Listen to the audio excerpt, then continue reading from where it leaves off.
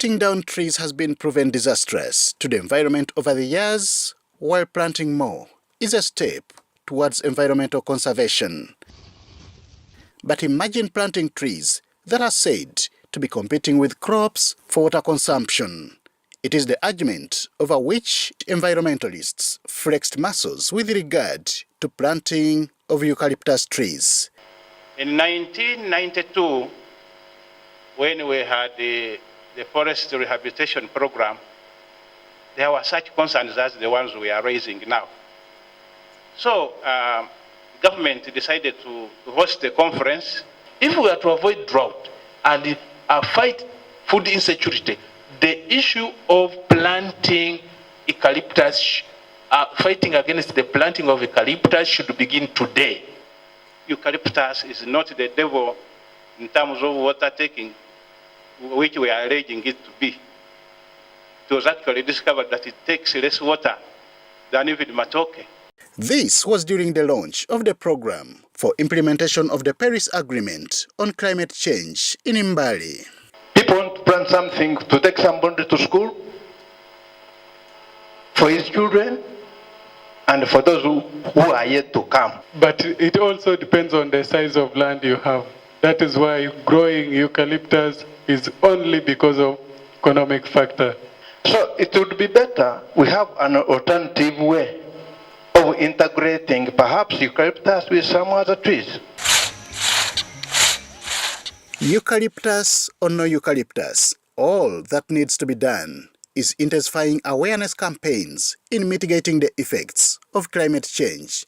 This, according to Mayasa Joram, the Mbale District Vice Chairperson, and Anna Nakaenzi, the Environment Officer, is the way to go. Do we ever relate the increasing population to a fixed available land for all their survival, economic activities and settlement? And we relate it to their own well-being in terms of the opportunities that are available or are disappearing. The issue here is mainly, maybe our people must be sensitized. First of all, mobilize them and sensitize them the impact of destroying maybe the trees and the other related environmental things that would affect the climate change as you have seen. We have cleared the environment of all the trees that would moderate the excesses, that would provide the microclimates that can moderate the excesses in terms of the temperatures, in terms of the humidity and the like. If only the 2015 Paris Agreement on climate change could be implemented, perhaps challenges of drought will be no more.